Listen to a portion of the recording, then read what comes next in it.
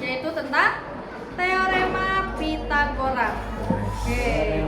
Kalau kita baca mulai dari pengertian dari segitiga siku-siku, kemudian bagian-bagian dari segitiga siku-siku, masuk kepada dalil dan juga masuk kepada teorema Pythagoras itu sendiri, pasti dibaca panjang, betul tidak? Betul kan? Oke, tapi sebelum itu kita harus mengenal dulu. Ada bagian apa saja sih yang ada pada segitiga siku-siku? Oke, jadi segitiga siku-siku itu adalah segitiga yang bentuk sudutnya itu adalah bentuk siku-siku. Kalau siku-siku itu pasti lurus. Dan besar sudutnya itu adalah 90 derajat. Sini, segitiga siku-siku ABC adalah segitiga dengan siku-siku di B dan besar sudutnya adalah 90 derajat. Oke. Di sini huruf-huruf yang besar ini disebut apa? Ada yang tahu tidak? Disebut dengan apa? A, B, C. Ini disebut dengan sudut. Disebut dengan sudut. Tapi kalau A, B, dan C yang ini disebut dengan sisi. Ingat ya, harus bisa membedakan. Kalau yang digunakan yang huruf kapital itu disebut dengan sudut. Tapi kalau yang menggunakan huruf kecil disebut dengan sisi. Oke. Dan besar sudut siku-siku itu sudah pasti 90 derajat. Oke. Sekarang dalil dari Pythagoras. Pada suatu segitiga siku-siku, luas persegi. Nah, persegi itu bukan persegi yang kalian ketahui kotak, bukan. Ada yang tahu persegi yang di sini maksudnya apa?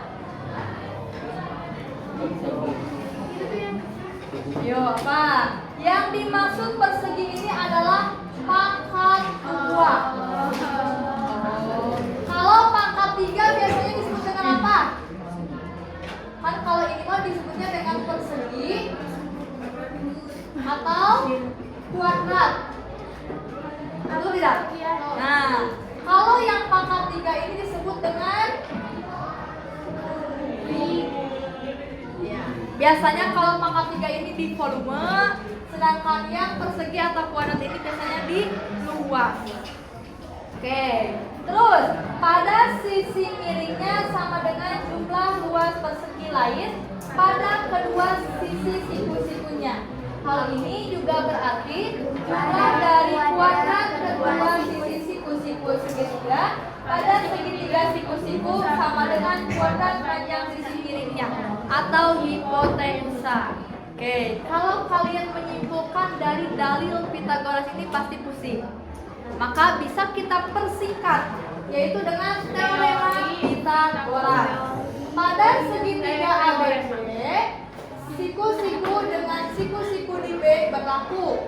C pangkat 2 sama dengan A pangkat 2 ditambah B pangkat 2. Tapi kalau mencari A berarti A pangkat 2 sama dengan C pangkat 2 ditambah B pangkat 2. Jika mencari B berarti B pangkat 2 sama dengan C pangkat 2 dikurangi A pangkat 2.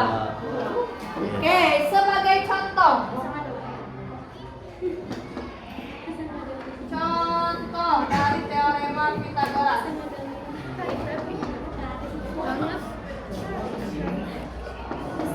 Contoh teorema Pythagoras.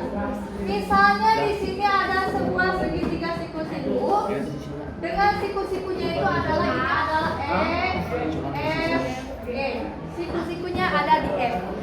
Panjang sisi F, F dan G, yaitu misalnya ini adalah 12 dan ini adalah 5 cm. Ini 12 cm. Maka berapakah panjang sisi G? G.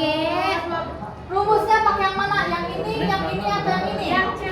Yang C pangkat 2. Oke, berarti rumusnya adalah G pangkat 2 sama dengan 12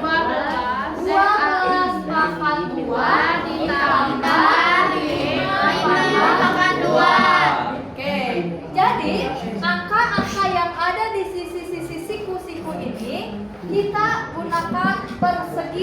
pangkat 2 atau kuadrat. Oke, G pangkat 2, ya 9 ya, tapi G pangkat 2 sama dengan 12 pangkat 2 ditambah 5 pangkat 2 sama dengan 12 pangkat 2 itu berapa? 144 ditambah 5 pangkat 2 25 sama dengan ini itu jadi akar. Kalau yang awalnya pangkat 2 turun ke bawah hasilnya jadi akar.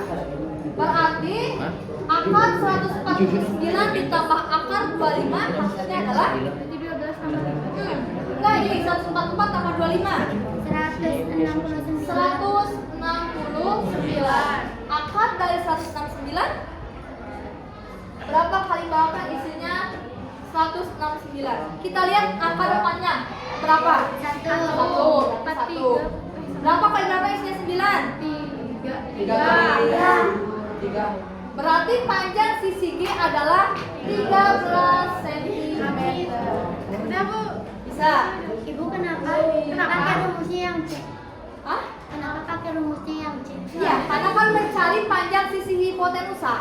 Jadi kalau kita mencari panjang sisi hipotenusa atau sisi C, ini sisi C, maka kita pakai rumus yang ini. Tapi kalau kita mencari panjang sisi siku-siku, baik itu mencari E ataupun mencari F, berarti kita pakai rumus yang A atau yang B. Gitu. Pokoknya kalau mencari panjang sisi siku-siku berarti dikurang, ya.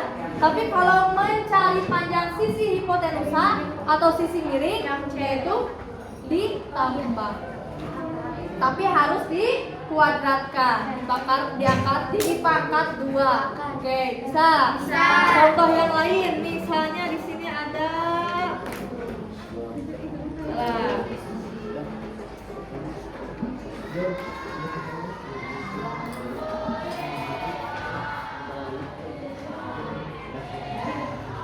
Oke, sebagai contoh lagi, misal di sini ada sebuah segitiga siku-siku. Ini A, ini B, ini C. Misalnya di sininya itu adalah 2,9. Ini 2,1 cm. Maka panjang sisi A berapa?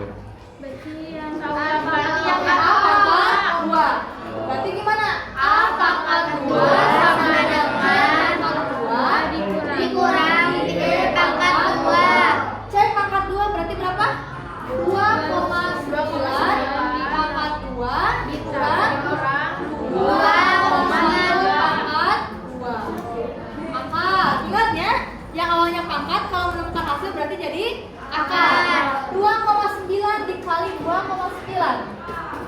2,9 dikali 2,9 berapa? 9 kali 9? 1 berarti 8. 18 tambah 8 20 26. 9 kali 2 18. 2 kali 2 1 5. Tambah berarti jadi 1 8 tambah 6 14 Kenapa 8,41? Karena ada 2 angka di belakang koma. Sekarang dikurang 2,1 dikali 2,1 kali 1, 2, 4. Oke, tambah 1 4 berarti 8,41 dikurangi 4,41 berarti jadi 4,4. angka 4 berapa?